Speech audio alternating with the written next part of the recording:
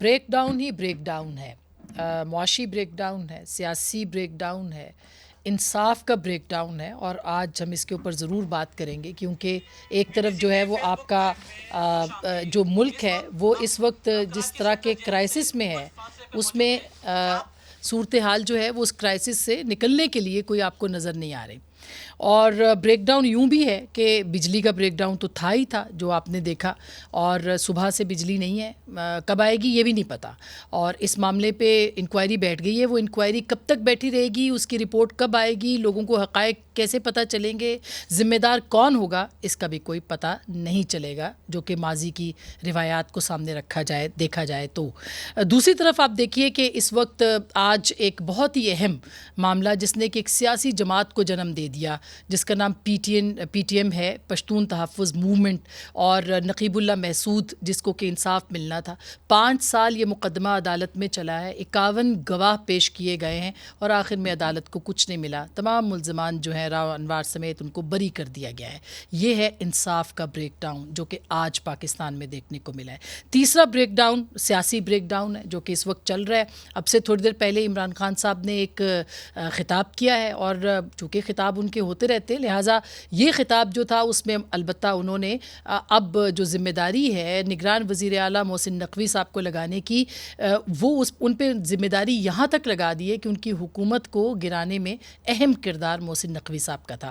اس سے پہلے ڈونلڈ لو سے یہ بات شروع ہوئی تھی، امریکہ ذمہ دار تھا، اور اس کے بعد یہ ذمہ داری اسٹیبلشمنٹ پہ آئی تھی، سیاسی جماعتوں پہ آئی تھی، ان پہ غداری کا لیبل بھی لگایا گیا تھا۔ آرٹیکل 5 کے تحت جو ہے ان کو غدار بھی قرار دیا گیا تھا، بیرونی اور اندرونی سازش بھی قرار دی گئی تھی، اور پھر اب معاملہ جو ہے وہ محسن نقوی صاحب تک پہنچ گیا ہے کہ نگران وزیر اعلیٰ جو ہیں وہ اس کے ذمہ دار ہیں۔ عمران خان صاحب نے تھوڑی دیر پہلے کیا کہا ہے وہ آپ کو سنواتے ہیں، اور پھر اس کے بعد آگے چلتے ہیں، کیونکہ عمران خان صاحب نے اب کل سے ملک بھر میں احتجاج اور مظاہروں کا اعلان بھی کر رکھا ہے۔ کیا کہا ہے خان صاحب نے، ذرا سنیے گا۔